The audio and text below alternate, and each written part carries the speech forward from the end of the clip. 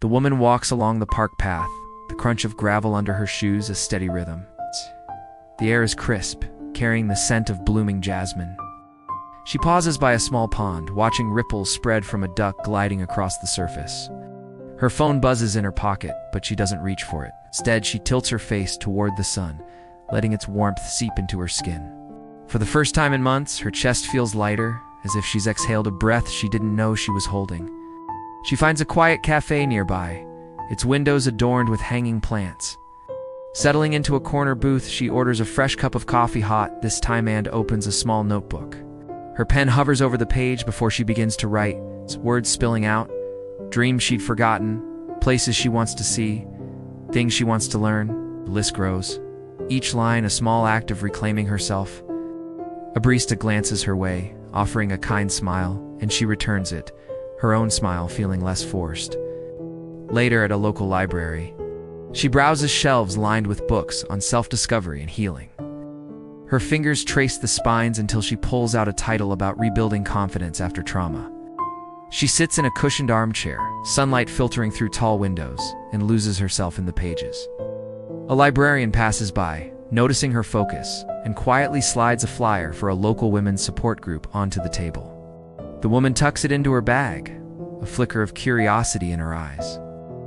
At her new apartment, a small, sparsely furnished space with bare walls, she unpacks her suitcase.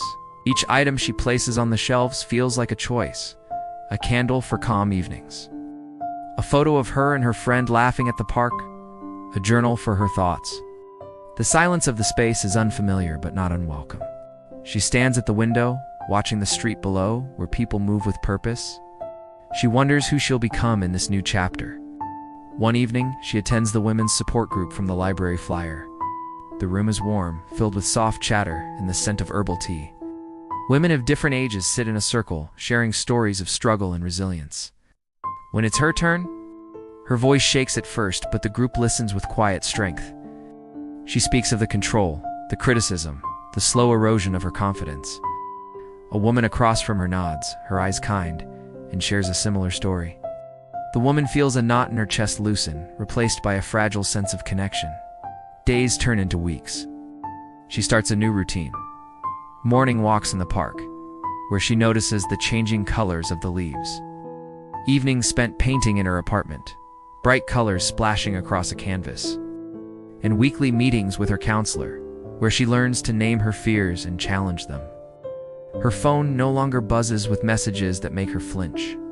She's blocked his number, a small but seismic act of courage. One afternoon, she meets her friend for lunch at the cafe.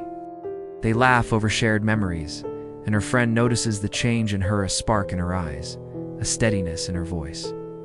"You seem lighter," her friend says, squeezing her hand. The woman smiles, feeling the truth of it. She talks about her plans, a trip she's saving for, a class she's considering, a future that feels like hers to shape. Back at her apartment, she stands before the mirror again. Ow, the dark circles. Under her eyes have faded, though not entirely. She traces them gently, no longer seeing only exhaustion, but a map of survival. She speaks softly to her reflection, words she's practiced in counseling. "You are enough." The words feel foreign but true, like a seed taking root. On a cool evening, she walks to the park again, this time with a sketchbook. She sits on a bench, sketching the outline of a tree against the sunset. A young girl nearby chases a butterfly, her laughter echoing. The woman watches, her pencil still, and feels a warmth spread through her. She's not fully healed some days. Doubt still creeps in, but she's moving forward, step by step, toward a life that feels like her own.